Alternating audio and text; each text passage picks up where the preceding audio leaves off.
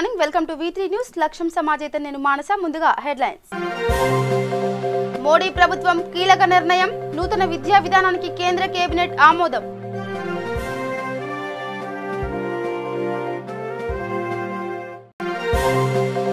వెబినార్ను ప్రారంభించిన ఉపరాష్ట్రపతి వెంకయ్య నాయుడు మాతృభాషలో చదువుతోనే సృజనాత్మకత పెంపొందుతుందన్న ఉపరాష్ట్రపతి ఏపీలో మహిళల సాధికారితకు మరో 2 పథకాల ప్రారంభం సీఎం జగన్మోహన్ రెడ్డి స్పష్టం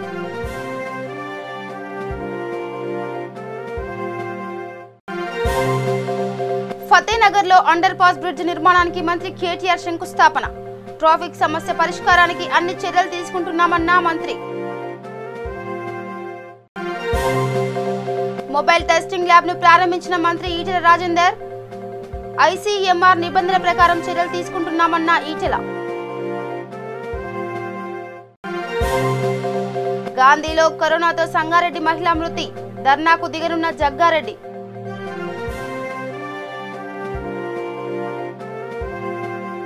ఇక డీటెయిల్స్ కలితే మానవ వనరుల అభివృద్ధి మంత్రిత్వ శాఖ పేరును విద్యా మంత్రిత్వ శాఖగా మార్చే ప్రతిపాదనను కేంద్ర కేబినెట్ ఆమోదం తెలిపింది. ప్రధాని నరేంద్ర మోదీ నేతృత్వంలో జరిగిన కేబినెట్ భేటీలో నూతన విద్యా విధానానికి ఆమోదం తెలిపింది. ఇస్రో మాజీ చీఫ్ కె కస్తూరి రంగన్ సారథ్యంలో ఏర్పాటైన నిపుణుల కమిటీ మంత్రిత్వ శాఖ పేరు మార్చాలని సిఫార్సు చేసింది. నూతన విద్యా విధానం డ్రాఫ్ట్లో ఇది కీలక సిఫార్సు కావడంతో పేరు మార్పునకు ప్రధానమంత్రి నరేంద్ర మోదీ అధ్యక్షతన జరిగిన కేంద్ర మంత్రిమండలి ఆమోద ముద్ర వేసింది. విద్యా బోధన సాధన ప్రక్రియపై దృష్టి వికేంద్రీకరణపై దిశగా HRD శాఖను విద్యా మంత్రిత్వ శాఖగా మార్చాలని ఈ కమిటీ సూచించింది. మన సంస్కృతి సాంప్రదాయాలకు మన అస్తిత్వానికి మాతృభాషే పట్టుకొమ్మ అని ఉపరాష్ట్రపతి వెంకయ్యనాయుడు అన్నారు. హైదరాబాద్ కేంద్రీయ విశ్వవిద్యాలయం తెలుగు విభాగం తెలుగు అకాడమీ సంయుక్త ఆధ్వర్యంలో జ్ఞాన సముపార్జన మాధ్యమం మాతృభాష ఇతివృత్తంతో జరిగిన వెబినార్ను ఉపరాష్ట్రపతి ప్రారంభించారు. ఈ సందర్భంగా ఆయన మాట్లాడుతూ ఉన్నత విద్యలో తెలుగు తప్పనిసరిగా ఒక విషయంగా ఉండటం వల్ల విద్యార్థుల్లో మాతృభాషపై ఆసక్తిని ప్రాథమిక విద్యాభ్యాసం ఖచ్చితంగా మాతృభాషలోనే జరగడం వివిధ విషయాలపై గ్రహణ శక్తిని పెంపొందింపజేయవచ్చన్నారు. 2017 వరకు నోబెల్ బహుమతి పొందిన వారిలో 90% పైగా మాతృభాషలో విద్యను అభ్యసించే దేశాల వారినేనని అన్నారు. చిన్నారుల్లో సృజనాత్మకత పెరగడానికి మాజీ రాష్ట్రపతి APJ అబ్దుల్ కలాం విజ్ఞాన శాస్త్రాన్ని మాతృభాషలో బోధించాలని చెప్పారని ఉపరాష్ట్రపతి గుర్తు చేశారు. భాష ఉగ్గుపాలతో అమ్మ నేర్పిన భాష, చేతి వేళ్లతో నాన్న చూపిన భాష, పుట్టుకతోనే మన జీవితంతో పెనవేసుకున్న మాతృభాషను గౌరవించి భాషాభివృద్ధే ఆశగా భాషా ఉన్నతే శ్వాసగా ముందుకు సాగడం మన యొక్క ప్రతి ఒక్కరి కర్తవ్యం. అందుకే ఈ కార్యక్రమాన్ని చేపట్టి ముందుకు తీసుకెళ్తున్న దీంట్లో భాగస్వాములు అవుతున్న అందరికీ నా హృదయపూర్వక అభినందనలు. ముఖ్యంగా జ్ఞాన సముపార్జన మాధ్యమం మాతృభాష అనే పేరిట ఈ అంతర్జాల వెబినార్ను నిర్వహిస్తున్న హైదరాబాద్ విశ్వవిద్యాలయ తెలుగు శాఖ మరియు తెలుగు అకాడమీ, అదేవిధంగా హైదరాబాద్ విశ్వవిద్యాలయం ఈ కార్యక్రమాన్ని వీక్షిస్తున్న భాషా ప్రేమికులందరికీ పేరు పేరున నేను అభినందనలు తెలియజేస్తూ ఉన్నాను. ఎందుకంటే ఇలాంటి కార్యక్రమం నేటి పరిస్థితుల్లో మరెంతో అవసరం అని చెప్పి నేను భావిస్తున్నాను. భూమండలంలో జీవిస్తున్న ప్రతి మనిషికి, జాతికి, సమాజానికి మాతృభాషే జీవనాడి. గతంలో ప్రజల జీవన ఉనికిని బట్టి వారి మాతృభాషను చెప్పేవాడు. ఇలా మన సంస్కృతి, మన సాంప్రదాయాలకు, జీవన శైలికి మరింత సూక్ష్మంగా చెప్పాలంటే మన అస్తిత్వానికి మన భాష పట్టుకొమ్మ. భాషను బట్టే జాతిని గుర్తిస్తారు. కాలగమనంలో సరిహద్దులు మారినా మాతృభాషలు మాత్రం మారలేదు. మరిచి ఉండవచ్చు కొంతమంది. వలస పాలన వలన, ఆ ప్రభుత్వాలు ఒత్తిడి చేయడం వలన ఈ భాష నిరాధించబడి ఉండవచ్చు. మన ప్రజా సంగీత, సాహిత్య, నాట్య ఆచారాలు, పండుగలు, సాంప్రదాయాలు, విజ్ఞానము, వృత్తులు, వారసత్వం లాంటి వాటిని సంరక్షించుకోవడం, మాతృభాషను కాపాడుకోవడం ద్వారానే వీలవుతుంది. శిశువు మొట్టమొదటిసారిగా తానొక భాషను నేర్చుకుంటున్నాననే జ్ఞానం లేనప్పుడు తనలో ఉన్న అనుకరణ అనే సమాజ ప్రవృత్తితో తన చుట్టుపక్కల ఉన్న వారిని గమనిస్తూ జీవితంలో మొట్టమొదటిసారిగా నేర్చుకునే భాషే మాతృభాష. ఉగ్గుపాల నుంచి ఒక బిడ్డ కోసం తల్లి పాట పాడేందుకు వీలైన భాషే మాతృభాష. ఇక క్లిష్ట పరిస్థితుల్లో బ్యాంకర్లు రాష్ట్రానికి సహకరిస్తున్నారని ముఖ్యమంత్రి వైఎస్ జగన్మోహన్ రెడ్డి అన్నారు. మహిళల సాధికారతకు ఆగస్టు సెప్టెంబర్లో 2 పథకాలు ప్రారంభించినట్లు వెల్లడించారు. బ్యాంకర్లు అధికారులతో జరిగిన సమీక్షలో సీఎం మాట్లాడుతూ వైఎస్ఆర్ చేయూత ద్వారా 25 లక్షల మంది మహిళలకు సాయం అందిస్తామని చెప్పారు. పాడి పరిశ్రమ అభివృద్ధికి అమూల్తో ఒప్పందం చేసుకున్నామని పేర్కొన్నారు. భవిష్యత్తులో మరిన్ని కంపెనీలతో ఒప్పందాలు చేసుకుంటామని తెలిపారు. సెప్టెంబర్లో స్వయం సహాయ సంఘాలకు 6,700 కోట్లకు పైగా ఇస్తామని వివరించారు. మహిళలకు ఆదాయం తెచ్చే కార్యక్రమాలను కంపెనీలు, బ్యాంకర్లు చేపట్టాలని సూచించారు. గ్రామాల్లో మెరుగైన ఆర్థిక వ్యవస్థకు ఈ కార్యక్రమాలు దోహదపడతాయని సీఎం జగన్ చెప్పారు. హైదరాబాద్ విశ్వనగరంగా రూపుదిద్దుకోవాలంటే ముందుగా ట్రాఫిక్ సమస్యను పరిష్కరించాల్సి ఉందని తెలంగాణ రాష్ట్ర ఐటీ, మున్సిపల్ శాఖ మంత్రి కేటీఆర్ అన్నారు. కుకట్పల్లి, సనత్ నగర్ నియోజకవర్గాలకు అనుసంధానంగా ఫతేనగర్ వద్ద నిర్మించనున్న అండర్ పాస్ బ్రిడ్జ్ నిర్మాణానికి మంత్రి శ్రీనివాస్ యాదవ్తో కలిసి ఆయన శంకుస్థాపన చేశారు. అనంతరం మంత్రి మాట్లాడుతూ హైదరాబాద్లో ట్రాఫిక్ సమస్యను పరిష్కరించేందుకు గాను అన్ని చర్యలు తీసుకుంటున్నామని అన్నారు. నగర వ్యాప్తంగా ఎన్ఆర్డీపీ కింద 137 లింక్ రోడ్ల అభివృద్ధి జరుగుతుందని పేర్కొన్నారు. ట్రాఫిక్ సమస్య పరిష్కారం కోసం అందుబాటులో ఉన్న ప్రతి లింక్ రోడ్డు అభివృద్ధి చేస్తున్నామని తెలిపారు. ఈ రోజు కరోనా వల్ల కూడా చాలా అంశాలు మనం చూస్తున్నాం. మరి ఆ కరోనా విషయంలో కూడా మీరు ఆ ప్రత్యేకమైనటువంటి శ్రద్ధ, సరే మనం కార్యక్రమాలు చేసుకుంటూ ముందుకు పోతే విమర్శ, సద్విమర్శ, ఈ పనికిరాని వ్యవహారాలన్నీ కాన్స్టిట్యున్సీ నియోజకవర్గ ప్రజల పక్షాన, ఎందుకంటే నేను కాలే అమీర్పేట్, బల్కంపేట్ చెప్పిన, ఇంకా బేగంపేట కానివ్వండి, రామ్ గోపాల్పేట్, మోండా మార్కెట్, అదేవిధంగా బన్సిలాల్పేటలో ఇంకా చేస్తున్నటువంటి కార్యక్రమాలు హైదరాబాద్ సిటీలో మరి డబుల్ బెడ్రూమ్ ఇళ్ల నిర్మాణం కూడా మా నియోజకవర్గానికి ఎక్కువ ఇవ్వడం జరిగింది. ఇంకా అక్కడ ఇండోర్ స్టేడియం ఉన్నాయి. అవన్నీ మనం కరోనా లేకపోతే మీరు డేట్ కూడా ఇచ్చారు ఇనాగ్రేషన్ చేసుకోవడానికి, అన్నీ కంప్లీట్ అయినటువంటి. కాబట్టి నేను రాజకీయాలలో చాలా ఏళ్ళ నుంచి ఉన్నప్పటికీ ఇంత స్పీడ్గా పనులు జరిగినటువంటి దాఖలాలు మాత్రం ఎప్పుడు లేవు. గౌరవ ముఖ్యమంత్రి గారి చేతుల మీదుగా గౌరవ గవర్నర్ గారు కూడా వచ్చి చూసి అద్భుతంగా ఉంది చెప్పే స్థాయికి నిర్మాణం చేసింది కూడా శ్రీనివాస్ యాదవ్ గారు. ఆయన మొదలుపెట్టింది ఈరోజు 1,00,000 బెడ్రూమ్ల దాకా వచ్చింది. దాదాపు 90% పనులు అయిపోయినాయి. వాటిని కూడా ఈ కరోనా వల్ల కొంత ఆలస్యమైనప్పటికీ వాటిని కూడా హ్యాండ్ ఓవర్ చేయడం తొందరలో ప్రారంభించి అందరికీ కూడా అందజేస్తాం. హైదరాబాద్ మహానగరం నిజంగా ఒక విశ్వనగరంగా, ఒక అంతర్జాతీయ నగరంగా ఎదగాలి అంటే తప్పకుండా అన్నిటికన్నా ముఖ్యంగా ఈ ట్రాఫిక్ సమస్యకు చెక్కు పెట్టాల్సిన అవసరం ఉంది. మీరు చూస్తున్నారు, ఎస్ఆర్డిపి కార్యక్రమంలో భాగంగా ఎన్నో వర్కులు తీసుకున్నాం. దాదాపు 6,000-7,000 కోట్ల వర్కులు అందులో చేసుకుంటా ఉన్నాం.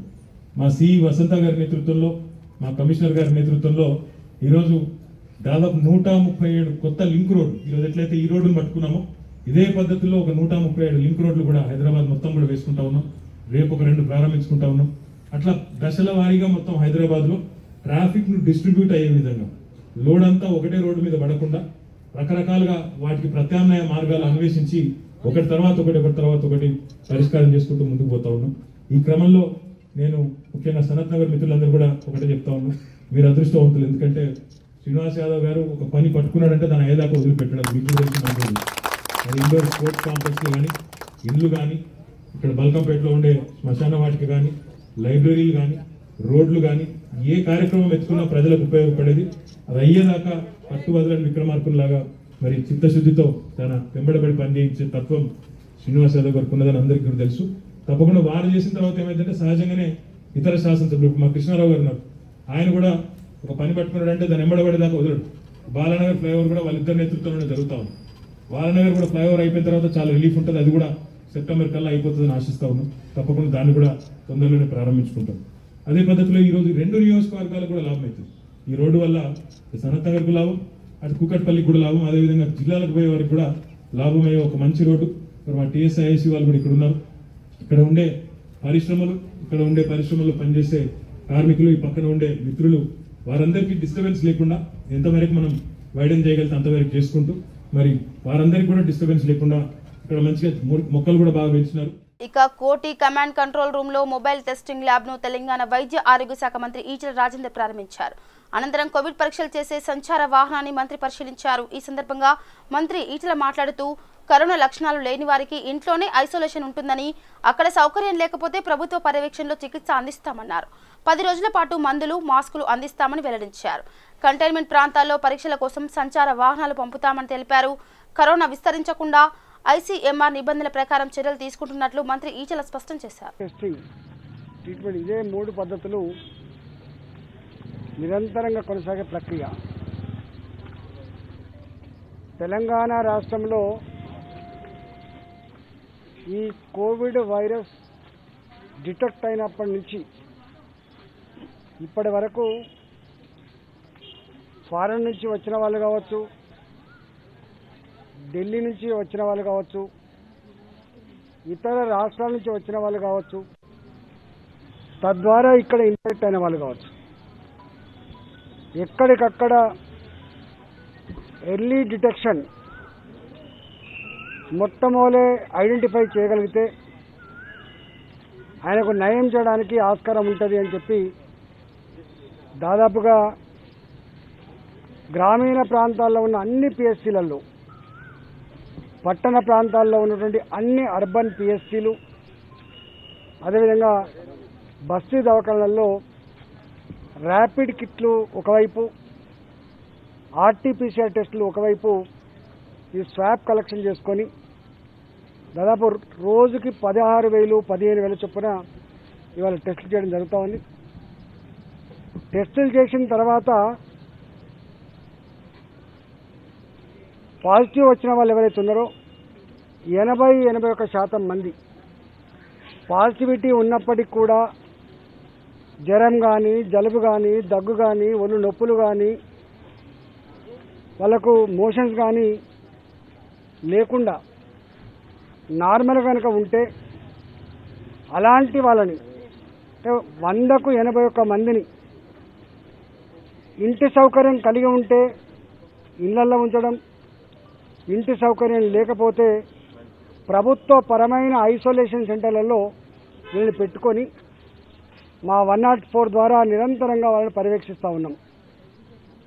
ఏ పిఎస్సి పరిధిలో ఉన్నటువంటి ఏసిమ్టమాటిక్ పాజిటివ్ పేషెంట్ని ఆ డాక్టరు నిరంతరంగా పర్యవేక్షిస్తూ ఉన్నారు. ఈ మధ్య కాలంలోనే రిటైర్డ్ డాక్టర్లు, అనుభవం కలిగిన డాక్టర్ల సేవలు అందించాలని చెప్పి ఇతం అనేటువంటి యాప్ను కూడా ప్రవేశపెడతా ఉన్నాం. ఆ సర్వీసెస్ కూడా అందుబాటులోకి వస్తాయి. అంటే 81% మంది పాజిటివ్ పేషెంట్లకి ఒక సింగిల్ పైసా ఖర్చు లేకుండా 10 రోజుల పాటు పూర్తి స్థాయిలో మందులు కానీ, మాస్కులు కానీ, ఏం జాగ్రత్తలు తీసుకోవాలో ఆ లిటరేచర్ కానీ మొత్తం మేమే ఇస్తాం.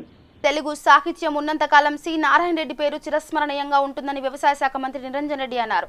ఆయన సాహిత్యంలో కవిరాజు, నిత్య జీవితంలో రారాజు అని కొనియాడారు. తెలంగాణ సారస్వత పరిషత్లో నిర్వహించిన సినారే 88వ జయంతి ఉత్సవాల్లో మంత్రి నిరంజన్ రెడ్డి పాల్గొన్నారు. సినారే పేరును భవిష్యత్ తరాలకు అందించేందుకు గాను ప్రతి ఒక్కరూ ప్రయత్నించాలని సూచించారు. సినారే సాహిత్య సదన్ నిర్మాణానికి శంకుస్థాపన జరిగిన శుభ సూచకమని అన్నారు. ఆగస్టు 25న సురవరం ప్రతాపరెడ్డి కాంస్య విగ్రహం, వచ్చే ఏడాది జయంతి నాటికి సినారే కాంస్య విగ్రహం వనపర్తిలో ఆవిష్కరిస్తామని తెలిపారు. ఇక కరోనాతో సంగారెడ్డికి చెందిన ఓ మహిళ చికిత్స పొందుతూ గాంధీలో మృతి చెందింది. కరోనా లక్షణాలతో బాధపడుతున్న ఆ మహిళను వైద్యులు సంగారెడ్డి ప్రభుత్వ ఆసుపత్రిలో జాయిన్ చేసుకునేందుకు నిరాకరించి గాంధీకి పంపారు. పరిస్థితి విషమంగా ఉందని సోమవారం గాంధీకి జిల్లా ఆసుపత్రి వైద్యులు రిఫర్ చేశారు. దీనిపై అభ్యంతరం తెలుపుతూ అప్పుడే ఎమ్మెల్యే జగ్గారెడ్డి సంగారెడ్డి ఆసుపత్రి సూపరింటెండెంట్తో మాట్లాడారు. అయితే గాంధీలో చికిత్స పొందుతూ ఆ మహిళ మృతి చెందడంతో తాను చెప్పినా ఆసుపత్రిలో జాయిన్ చేసుకోకుండా గాంధీకి పంపడంతో జగ్గారెడ్డి ఆందోళనకు సిద్ధమయ్యారు. వస్తుంది రాగానే కలెక్టర్ ఆఫీసా లేకపోతే గవర్నమెంట్ దాఖలా ముందు నేను కూర్చుంటున్నా. ఈ వీడియో ద్వారా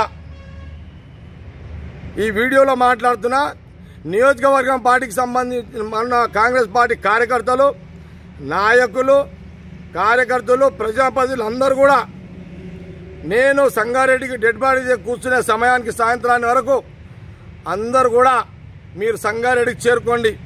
ఈరోజు ప్రభుత్వంతో తాడో పేడో తేల్చుకుందాం. ఇక పోలీసు వాళ్ళని పెట్టి మనం లోపల పడడానికి పడేస్తారా?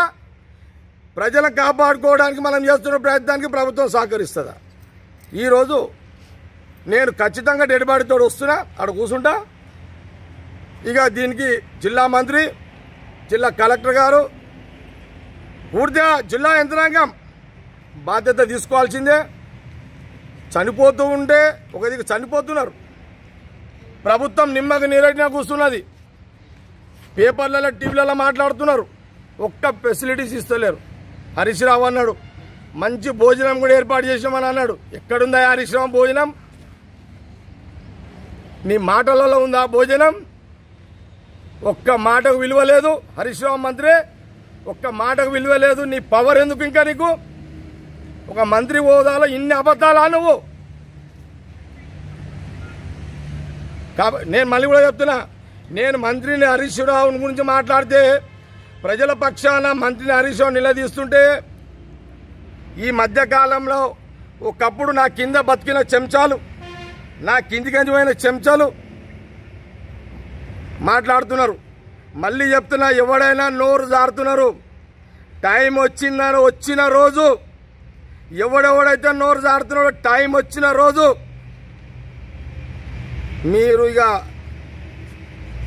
మీకు అప్పుడే తెలుస్తుంది. మీకు ఇక నేను చెప్పా, ఎందుకంటే ఇది రికార్డు, ఇదిగా విన్నారా? ఎవడెవడైతే అరే ఏంది మీ అసలు మీరు ఏంద్రా మీరు అంతా మాట్లాడుతున్నారు? మీ కెపాసిటీ ఏంద్రా మీది? అరే నేను అవాజిస్తే ఒక్కడు కనబడాడు రా ఊర్లో. మీ కెపాసిటీ అరా మీకు? నన్ను తిట్టేంత మీకున్నాదరా మీకు? నా కాళ్ళ కింద బతికిన వాళ్ళు చాలామంది ఉన్నారు. టైం వచ్చినాడు ఇవన్నీ మాట్లాడితే ఓను అని బతికిందో మాట్లాడతాను. నా పైసా తిన్న వాళ్ళు ఉన్నారు, నా రాజకీయ భిక్షతో బతికిన వాళ్ళు ఉన్నారు. టైం వచ్చినది అన్నీ మాట్లాడతా. ఎందుకంటే ఇప్పుడు పాజిటివ్ వచ్చి ప్రజలు చచ్చిపోతున్నారు. ఇదంతా అయిపోయినాక 1-2 years తర్వాత ఎవడెవడు మాట్లాడుతున్నాడు అన్నీ సేవ్ చేసి పెట్టేస్తున్నా. ఒక 1-2 years అయినాక, ఈ కరోనా పంచాయతీలు అయినాక ఎవడెవడో నోరు జారుతున్నాడు ఇక మీరు ఆ రోజు చూస్తారు. ఇక హైదరాబాద్ పాత బస్తీలోని మొగల్పురా సుల్తాన్ షాహీ ప్లే గ్రౌండ్లో కోవిడ్-19 పరీక్షా కేంద్రాన్ని హైదరాబాద్ ఎంపీ అసదుద్దీన్ ఓవైసీ ప్రారంభించారు. ఈ కార్యక్రమంలో Charminar MLA Mumtaz Ahmed Khan, corporator Abu Rahil, GHMC అధికారులు పాల్గొన్నారు. शाही में Akbaruddin Owaisi play ground community hall में मुताल्लिक़ा रुकन असम्बली जनाब मुमताज़ अहमद खान साहब ने यहाँ पर कोविड की टेस्टिंग सेंटर का इफ्तिताह किया, इनाग्रेट किया इसको। मैं आप तमाम से, देखने वालों से फिर से पुरजोर अपील कर रहा हूँ, अदबन गुजारिश कर रहा हूँ कि बराए मेहरबानी इस कोविड वायरस से मुकाबले करने के लिए बहुत ज़रूरी है कि आप तमाम अपना टेस्ट करवाएं। जहाँ कहीं भी रियासती हुकूमत की तरफ से या मरकज़ी हुकूमत की तरफ से जो टेस्टिंग सेंटर शुरू किए गए हैं वहाँ पर जाइए, अपना टेस्ट करवाइए। मुफ्त में आपका टेस्ट हो रहा है और ये टेस्टिंग करवाने से ही हम इस वायरस को रोक सकेंगे, हम अपनी जानों को बचा सकेंगे, अपने माँ बाप को, अपने औलाद को, अपने दोस्त अहबाब की जान को बचा सकेंगे। तो इसलिए बहुत ज़रूरी है कि आप टेस्टिंग अपना करवाएं और हरगिज़ ये मत सोचिए कि मैं सेफ हूँ, मैं अपने घर में बंद हूँ, मैं कुछ नहीं हो रहा है, मुझे सिम्टम्स नहीं है। अल्हम्दुलिल्लाह बहुत अच्छी बात है कि आप पूरे एहतियाती तदाबीर को इख्तियार कर रहे हैं, मगर याद रखिए आप अगर इस तरह की बात कर रहे हैं तो आप आफत को दावत दे रहे हैं।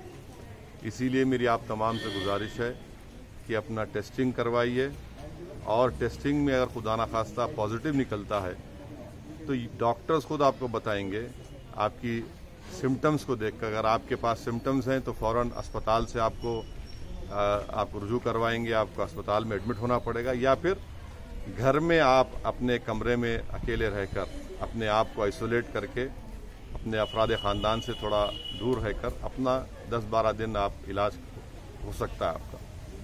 मेरी आप तमाम से गुजारिश है कि टेस्टिंग करवाइए। देखिए पूरे मुल्क में 15 लाख के करीब लोगों को कोविड हो चुका है और तेलंगाना में 350 के ऊपर या 300 के ऊपर लोगों की अमवात हो चुकी हैं। मैं आपसे ये भी बताना बड़ी मुश्किल से आपको ये बात कह रहा हूँ। ఇక కరోనా నియంత్రణకు జిల్లా అధికార యంత్రాంగం పటిష్టమైన చర్యలు తీసుకోవాలని నెల్లూరు జిల్లా కలెక్టర్ చక్రధర్ బాబు ఆదేశించారు. నెల్లూరులోని ఈఎస్ఆర్ఎం స్కూల్ వద్ద సంజీవిని బస్సు ద్వారా జరుగుతున్న కరోనా నమూనాల సేకరణను ఆయన పరిశీలించారు. సిబ్బందికి పలు సూచనలు చేశారు. జిల్లాలో రోజు 4000 కరోనా పరీక్షలు చేస్తుండగా ఆ సంఖ్యను 5000కు పెంచినట్టు చెప్పారు. ఎవరికైనా కోవిడ్ లక్షణాలు ఉంటే 1077 104 నెంబర్లకు ఫోన్ చేసి వివరాలు నమోదు చేయించుకోవాలని ప్రజలకు సూచించారు.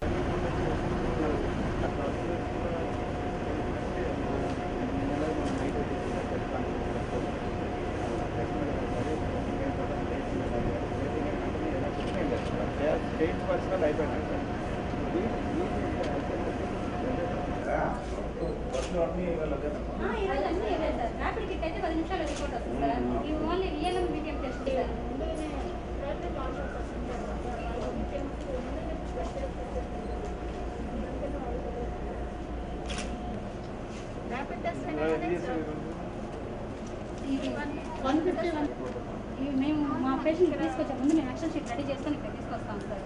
మేము వైజ్గా వాళ్ళ ఐడి నెంబరు, వాళ్ళ పేరు, వాళ్ళ ఏజ్, వాళ్ళ సిస్టమ్ ఐడి నెంబర్ వస్తుంది కదా సార్. ఆన్లైన్ అది స్టేట్ లెవెల్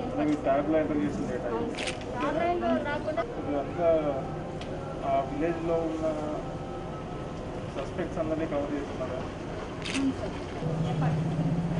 రాలేము అన్న కరెక్టా? ఇంకా తీరదు సార్.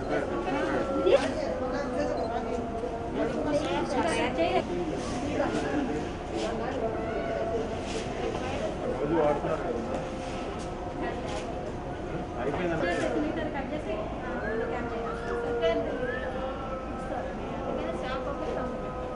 రావడం ఎలా వస్తుంది? బాక్స్ వస్తుంది సార్. అది పర్ డే ఎన్ని చేయగలుగుతున్నాయి? ఏమైనా ఇబ్బందులు ఉంటున్నాయా చేసేటప్పుడు? డైలీ ఒక రోజు వర్క్ వాడుతున్నామంటే కనీసం ముందు మొబైలైజ్ చేయించండి. ఏరియాలో గ్రామ సచివాలయం మళ్ళీ 29 నుంచి ఈరోజు ప్రిపేర్ చేశాం, ముందుగానే ఇచ్చేస్తాం. కంటైన్మెంట్ జోన్స్ మొత్తం కవర్ చేసుకోవాలి. ఏంటంటే అక్కడి షిఫ్టింగ్ అది తప్పిస్తే మనకి ఇమీడియట్గా వెంటనే షిఫ్టింగ్ కూడా అయిపోతుంది. ఏరియాలందరికీ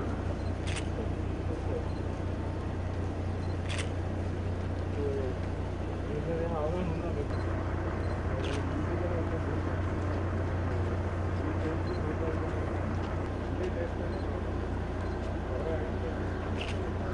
ఇక పశ్చిమ గోదావరి జిల్లా చింతలపూడి మండలం చెట్టివారిగూడెం గ్రామంలో మేడారం చెరువు అలుగుకు కట్ట పోయడంతో తమ పంట పొలాలు మొత్తం ముంపుకు గురయ్యాయని చింతలపూడి బోయగూడెం గ్రామస్తులు ఆవేదన వ్యక్తం చేశారు. ఈ కట్ట వేయడంతో పంట పొలాలు సుమారు 50 ఎకరాలు నీట మునిగిపోయాయని తెలిపారు. ఈ చెరువును ఆధారం చేసుకొని సన్న చిన్నకారు రైతులు పంటలు పండించుకుంటున్నారని, అక్కడ కట్ట అడ్డుగా వేయడం వల్ల నష్టం వాటిల్లుతుందని రైతులు ఆవేదన వ్యక్తం చేశారు. అధికారులు స్పందించి కట్టను తొలగించాలని రైతులు కోరుచున్నారు. మాకు ఈ మేడారం చెరువు కింద ప్రాంత పరిధిలో పట్టా భూములు కలవు. మేము 20 సంవత్సరాలు బట్టి ఉపదేశించి ఈ పట్టా భూములు సాగు చేసుకుంటూ మా జీవనాధారమైనట్టు వరేసుకుంటూ బతుకుతున్నాం. సరే మొన్న కురిసిన వర్షాలకి ఈ ముంపు దక్కలేదు. ఏం దక్కలేదని మేము పరిశోధించగా మేడారం చెరువు కిందటువంటి రైతులు ఆ మేడారం చెరువు అలుగు లోపల దౌర్జన్యంగా చేశారు. మరి ఏం చేశారో మాకు తెలియదు. ఒక కట్ట పోషించారు పెద్దగా, అలుగు కంటే ఎత్తుగా. దీనివల్ల మాకు ఏమైందంటే ఈ మొత్తం మునిగిపోయి మేము పట్టా భూమి వేసుకున్న మొత్తం మునిగిపోయింది, మర్యాద మునిగిపోయింది. రెండోసారి వరి వేసుకున్నామన్నా కానీ నీళ్ళు ముంపు తీయట్లేదు. చాలా ఇబ్బందులు పడుతుంది. ఈ ఆడవాళ్ళు జీవనాధారమైన ఆహారం ఇదే మా ఒరే.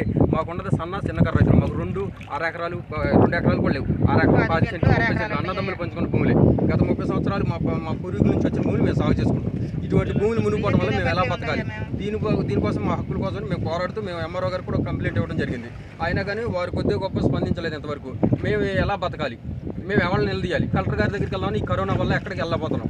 మా పరిస్థితులు ఎవరికి చెప్పుకోవాలి? వీడియో ద్వారా మేము తెలియజేసుకుంటే మా బతుకులు బాగుపడతాయని మేము ఈ మనం తెలియజేసుకుంటాం. ఇక ఏపీ రాష్ట్రంలో దళితులపై జరుగుతున్న దాడులను అరికట్టాలని, అందుకు పాల్పడిన వారిని కఠినంగా శిక్షించాలని కుల వివక్ష వ్యతిరేక పోరాట సమితి నాయకుడు ముత్యాలయ్య డిమాండ్ చేశారు. నెల్లూరు జిల్లా గూడూరు పట్టణంలోని టవర్ క్లాక్ కేంద్రం వద్ద కుల వివక్ష వ్యతిరేక పోరాట సమితి ఆధ్వర్యంలో ధర్నా నిర్వహించారు. రాష్ట్రంలో దళితులపై దాడులు పెరిగిపోతున్నాయని వారు ఆరోపించారు. దాడులకు పాల్పడిన వారిపై కేసులు నమోదు చేసి చర్యలు తీసుకోవాలని డిమాండ్ చేశారు. దాడులు పునరావృతం కాకుండా పటిష్ట చర్యలు తీసుకోవాలని కోరారు. ఈ కార్యక్రమంలో నాయకులు మణి, రాబర్ట్, చంద్రయ్య, శివకుమార్ తదితరులు పాల్గొన్నారు.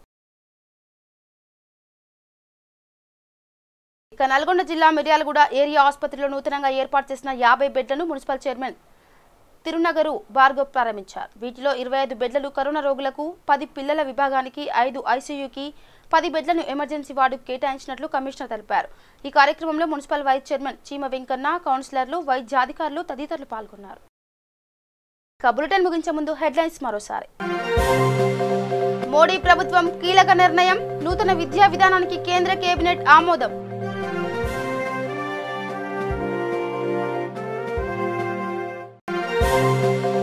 వెబినార్ను ప్రారంభించిన ఉపరాష్ట్రపతి వెంకయ్య నాయుడు. మాతృభాషలో చదువుతోనే సృజనాత్మకత పెంపొందుతుందన్న ఉపరాష్ట్రపతి. ఏపీలో మహిళల సాధికారితకు మరో 2 పథకాల ప్రారంభం. సీఎం జగన్మోహన్ రెడ్డి స్పష్టం.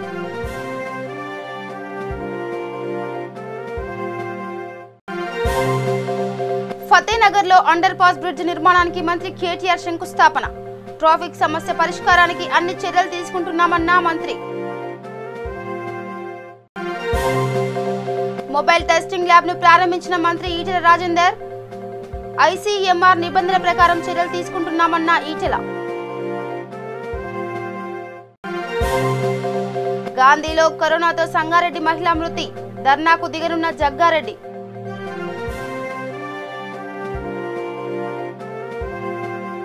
ఇవి bulletin updates. Keep watching V3 news. లక్ష్యం సమాజేత. నమస్కారం.